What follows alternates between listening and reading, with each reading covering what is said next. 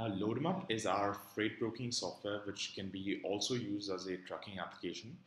So I'll show you the different flows of the app that a customer or a freight broker can use.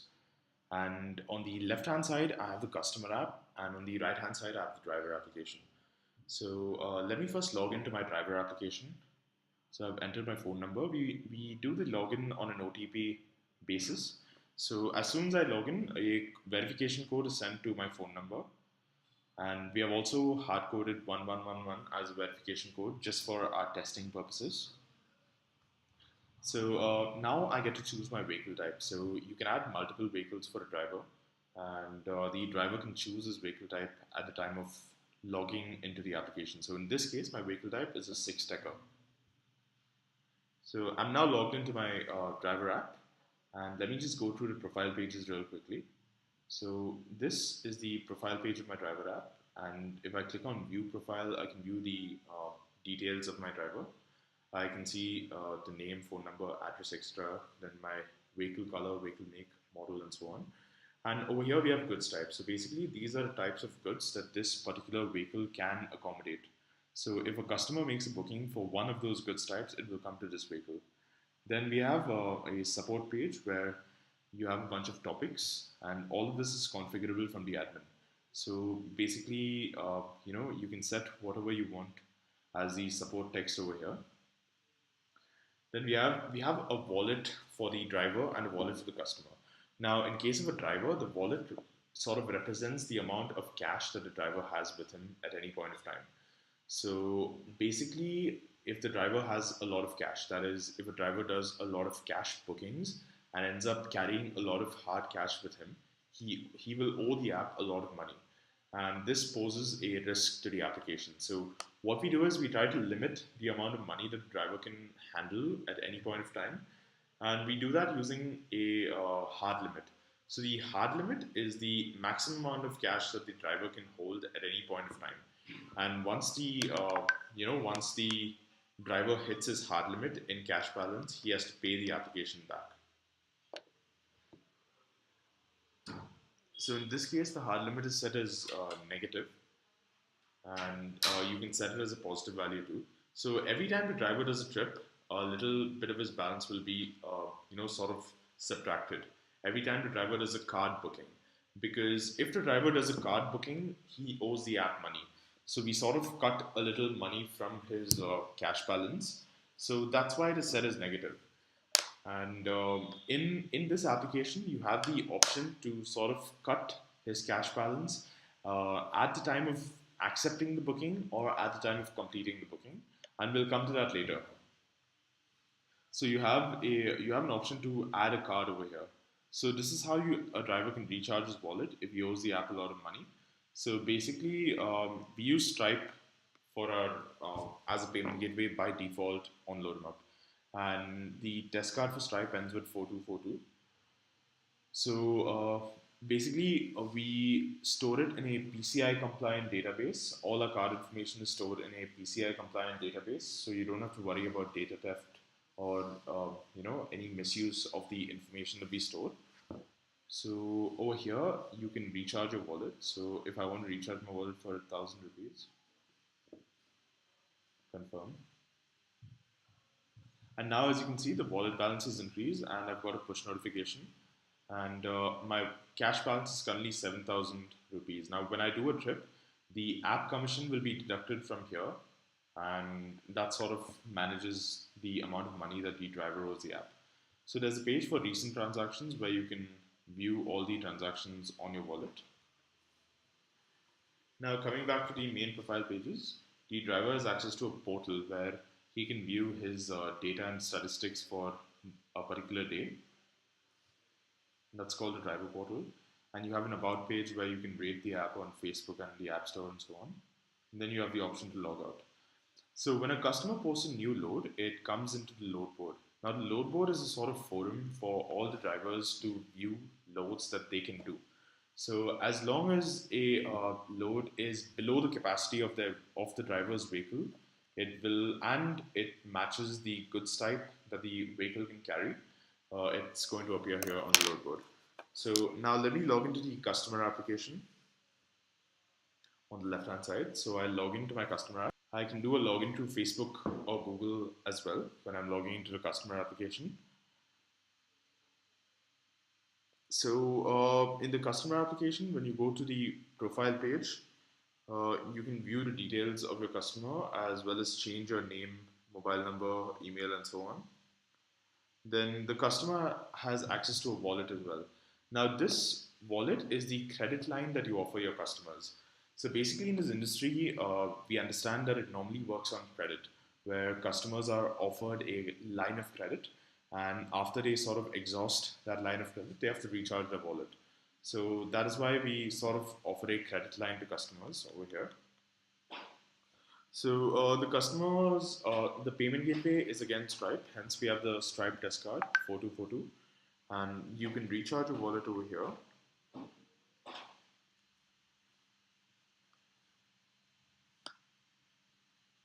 So once you recharge your wallet, you get a push notification as well. So basically, this is the current wallet balance of this customer, and the customer has a soft limit and hard limit as well, which is different from the driver's soft limit and hard limit. In case of a customer, the hard limit represents the maximum limit of his wallet. So basically, his wallet can go all the way till negative 2,000 rupees in this case. And the soft limit is that point at which the customer will get a notification saying that he is close to his hard limit and he needs to recharge his wallet soon. So we have a support page which is similar to the driver app where all of this can be configured from the admin. Then we have an invite page where the customer can share his app with Facebook, Twitter, email, or a text message. And in the about page, you have the option to rate the app and view the terms and conditions of privacy policy. And now the other pages are your history, then the My Loads page and the offers page, and we'll come to all of them in a bit. But first, let's go through the booking flow of the app. So if I click on the plus button, it takes me to the booking flow. And the next thing I have to do is set my pickup location and select my vehicle type. Now, if you remember, I logged into my driver app using a 6-decker. So when I choose 6-decker, I can see it over here on the map. And that's where my driver currently is located. So I'll set this as my pickup location and say book. Now, also, one of the really cool features that we have is we have the ability to save addresses as favorite addresses. So if I want to save this address, I just have to click on the heart button on top, and I can either save it as my home, office, or other. So if I save it as my warehouse, that location is now saved as a warehouse, and I can sort of set do a pickup from that location quite easily. So now if I go to add pickup locations, I have 2 warehouses. So there we go. So now I click book, and after clicking book, I can either select my drop location from the map or select one of my favorite addresses again. So let me just choose from the map in this time. So I confirm my drop location, and now here we are on the booking flow of the app. So we sort of enter the pickup date, and the pickup date is your current date and time, and your drop date and time is sort of calculated from Google Maps as well. And here we can choose your vehicle type again. You can choose the preferred vehicle type, and basically it's an option to change your vehicle type. And even though you had chosen it at first, so I want a 6-decker, and you have the option for the receiver to pay for the booking or the sender to pay for the booking. Now, if the receiver pays for the booking, the receiver can only pay in cash, and the sender can pay in cash or with a wallet. So here I have the option to change it to my wallet as well, and I can even add a card from here or add wallet money from here, much like some taxi apps. Card. There we go. So normally you have to sort of pay with cash and wallet, because we sort of make the assumption that what if the wallet does not have enough money to cover the trip. So In that case, the balance amount has to be covered by cash. That's what it means when we say cash plus wallet. So here's your estimated fare, which can be changed. Now the whole point of LoadEmUp is that you can negotiate with customers. So let's say I want the trip for 400 and I allow negotiation. So if I enable betting, it just means that I am allowing a driver to negotiate. Over here, I enter my sender information and my receiver information. Now this is important because the receiver gets a link called the receiver tracking link. And the receiver tracking link is basically a web link sent to the receiver of the goods, wherein he can sort of track his parcel in real time. And the sender can update a picture of the goods over here. You can either do it from his gallery or take a photo.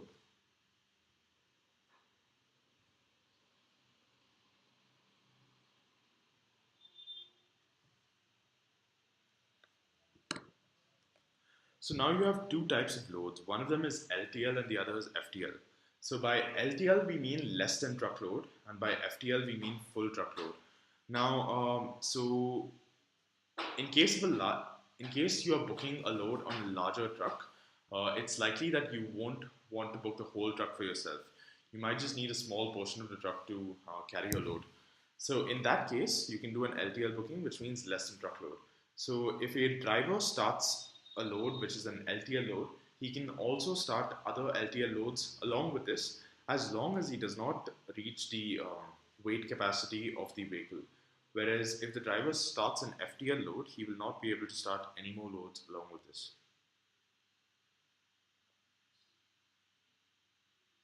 Here you select your goods type. Now this is important because a vehicle's type, a particular vehicle can be configured to carry different goods type. For example, if you have a refrigerated truck, you can sort of set, frozen meat and perishables as your goods types. And if a customer posts a load for, say, iron rods, then that truck will not get the, booking. You can enter the dimensions of your goods, and you can enter the maximum weight. So over here, we give the customer the option to enter handlers as well. So the price of a handler can be configured from the admin panel, which is 150 rupees. Now, handlers are people who will assist in the loading and unloading of the goods. And you can write some sort of additional information at the bottom over here.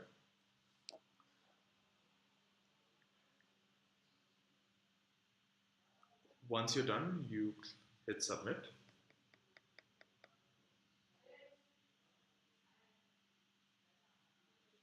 Now the load has been posted. So as soon as the load has been posted, the driver app gets a notification saying that there is a new load posted in your area. So on the driver app, I see this on the load board. So the load board has, the driver might just get a lot of loads on his load board. Hence, we have an option to apply filters and choose the load that you really want. So over here, your first filter is your pickup filter, which is your pickup city, and you can set a filter to view loads that are all from a particular city. And your second filter is your drop filter. So you can enter multiple cities as your drop locations. Let's say a driver wants a load from Bangalore to, and he's willing to go to 3 different cities. You can add all of those cities over here in the drop location and view loads that are going from Bangalore to all 3 of those cities.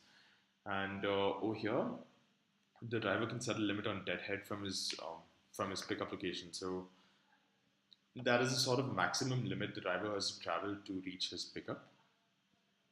You have a filter for pickup date and filters for LTL and FTL. Now let's say a driver is a large truck, and if a driver has, say, a trailer, he will not be able to fill that up all the time. So in that sense, LTL loads might make more sense for him. Then a driver can set his filters for your weight and choose loads between a particular weight range. And a driver can filter out particular payment types as well. Let's say he only wants, receiver paid goods. So he can just choose the receiver, and you have the option to sort by nearest and latest and price and so on.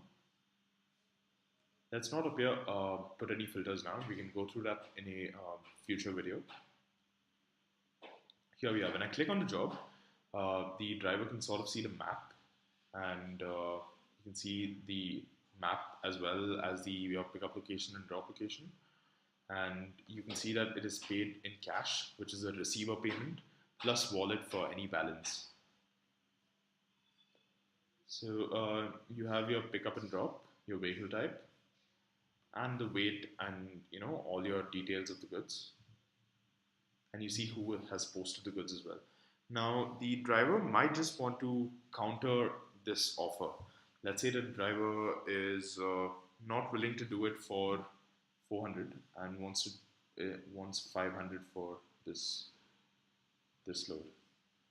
So the driver counters it, and the customer gets a notification saying that counter offer received.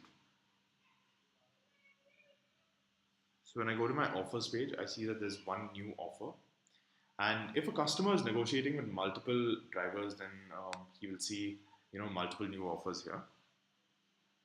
And the customer can see that the new offer is 500 and the driver is willing to do it for 500. So let's say as a customer, I sort of settle for 450. The driver gets a notification and it's updated. And all of this happens in real time because we use a service called MQTT, and which brings in real-time updates to the customer and driver as soon as a customer counter appears on the driver's phone. Let's say now that the driver is willing to accept this at 450. So driver clicks on the accept button on the right side and it says yes. Now again, it's moved in real time to the customer's new offers page. So we follow a dual handshake system wherein the driver and the customer both have to click on accept, and this is for contractual purposes to prove that a contract is sort of made between the driver and the customer. And let's not forget that the customer can view details of the load over here while he's doing the negotiation as well. Let's say the customer accepts it at 450. Now, so the customer and the driver have both accepted it. So now the load will now be in the My Jobs page. So when the driver goes to the My Jobs page, you can see that there's a new load over here. And the previous loads are all loads that the driver started but not completed. And they're all LTL loads, which is why the driver can start multiple loads together as long as it does not exceed the capacity of his truck. So as you can see, the load ID here is ends with 6197 and ends with 6197 over here. So when I click on start, I see that the status has changed in real time, and I get a notification saying that your ride is on the way in my customer app. So the customer can track his driver in real time by clicking on the booking. So now the customer can see his pickup location, his drop location, and where the vehicle currently is. So you can see that the vehicle is on the way to the pickup location, and the customer and driver can chat with each other over here.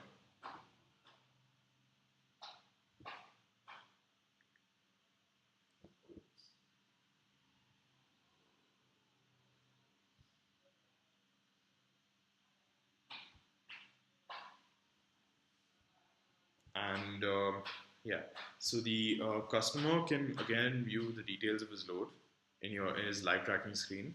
The customer can choose to cancel his booking as well or call the driver. So let's say in the driver application, the driver has the option to navigate through Google Maps. So there are two aspects to this. Initially, the driver will be guided towards his pickup location, and you can verify that here on the customer app. And after the driver has reached his pickup location, he will be guided towards his drop location. So let's go back to the driver app and say that the driver has arrived at pickup. Now, once the driver has arrived at pickup, he should now be he is in his loading at the moment. So right now the driver is loading. He has not started his trip yet. So the driver has the option to upload photos. So we capture photos at 3 times in the application. So the driver, we have a pretty cool feature over here where the driver automatically sort of scans pictures and uploads them.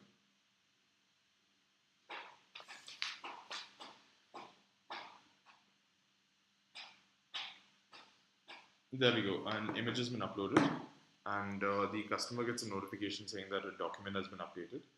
And all these notifications can be changed to exactly what text you need.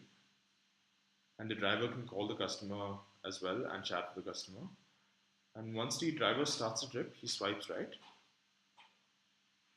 Now the driver is on the way to the drop location, and the customer gets a notification saying that Joe has loaded and started the trip. So the Google Maps now takes the driver to his drop location. Once the driver reaches his drop location, he swipes right. And the customer gets a push notification when the driver reaches drop. And once the driver has unloaded his goods, he swipes right again. So basically, now at this point, you can see that the driver's wallet balance and customer's wallet balance has been updated. At this point, the driver has to sort of collect the signature of the receiver of the goods, and there is a document upload that is mandatory. So you can either do a document scan or you can just do a manual photograph over here.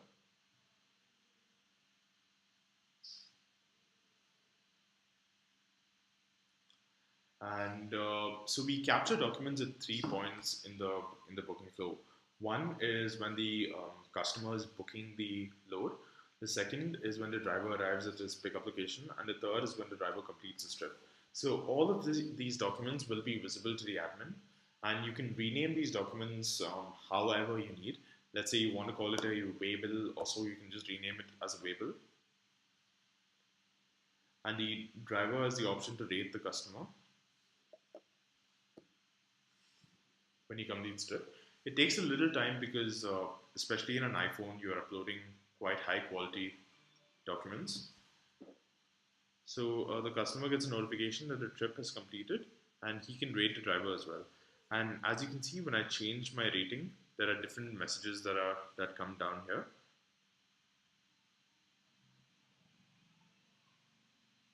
And I submit. So as you can see, the customer's wallet balance has been updated. If you remember, it was initially 2,500 rupees, and the cost of this trip is 450 rupees. So it has gone down accordingly.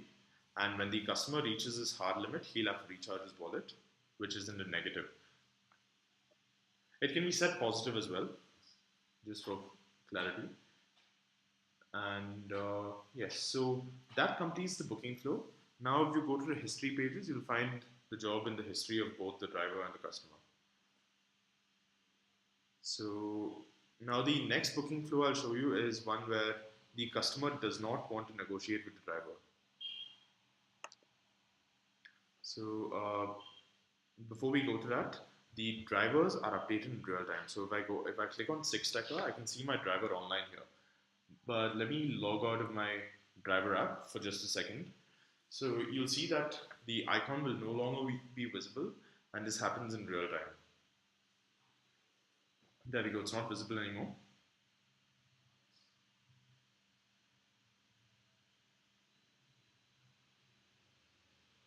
I log back into my driver app.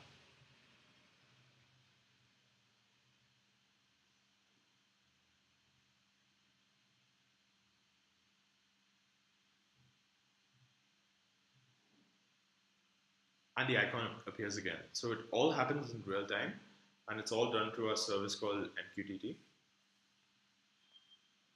So let me book another trip which does not have negotiation. So I've chosen a warehouse as my drop address, and over here I'm not enabling bidding.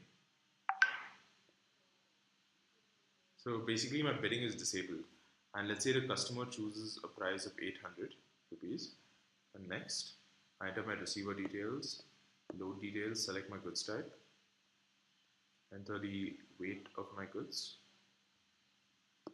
submit. So now the driver has got the notification. When he clicks on it, he sees that he only has an option to accept. That's because the customer sort of disabled bidding, and which means that the customer does not want to negotiate for this. So once the driver accepts it, the customer has to accept it once more. So the customer gets a notification that says driver accepted offer. So the reason the customer has to accept it again is firstly to complete the dual handshake, and secondly, what if a lot of drivers accept his job, and what if this happens simultaneously? So now we give the option to the customer to sort of confirm the deal by accepting the driver who he wants to use. So now it's gone to the My Loads column.